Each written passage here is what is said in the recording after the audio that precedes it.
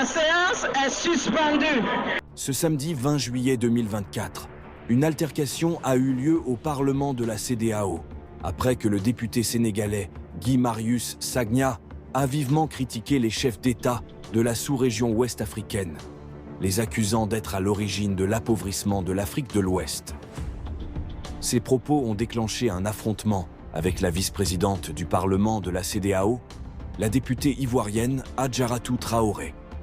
Récemment élue deuxième vice-présidente du Parlement de la CEDEAO, Adjaratou Traoré est également la chef de la délégation des parlementaires ivoiriens à la CEDEAO.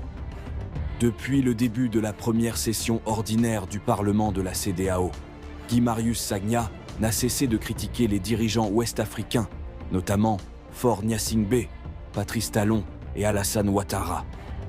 Ces critiques ont culminé dans un affrontement direct avec Adjaratou Traoré, vice-présidente du Parlement. L'honorable Guy Marius Sagna. Merci beaucoup Madame la Présidente, chers collègues, bonjour.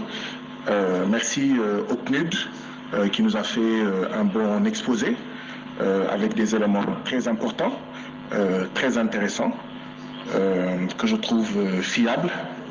Le PNUD peut avoir d'excellents chiffres, mais la vision politique du PNUD est mauvaise, est catastrophique. Si les chiffres du PNUD, je peux avoir du respect pour eux, je n'ai aucun respect pour la vision du PNUD. Et je vais vous dire pourquoi. Le titre du document que vous nous avez présenté, c'est « État des lieux, pauvreté et inégalité en Afrique de l'Ouest ». En réalité, le titre devrait être « État des lieux, appauvrissement et non pauvreté ».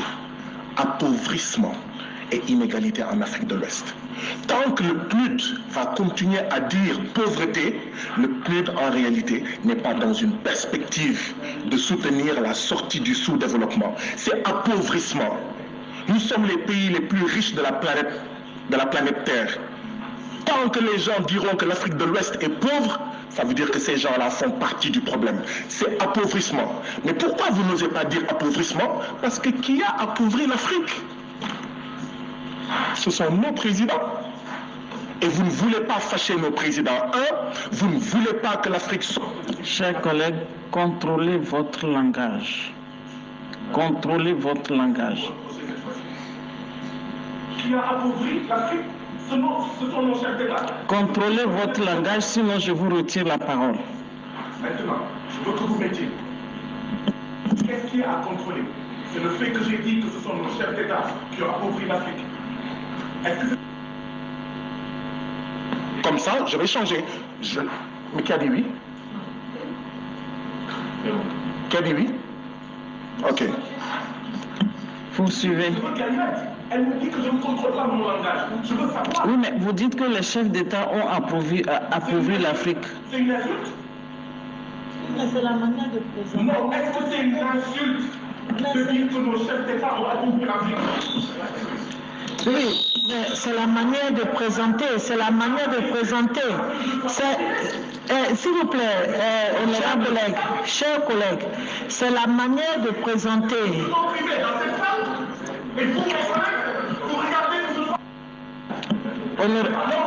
S'il vous plaît.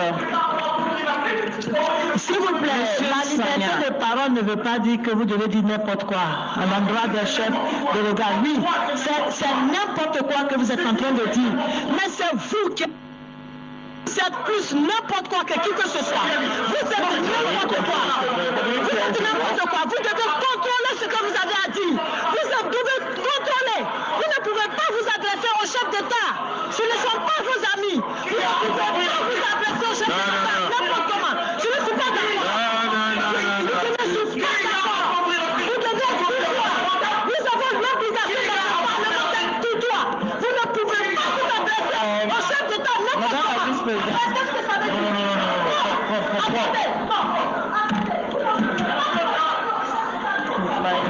My phone is...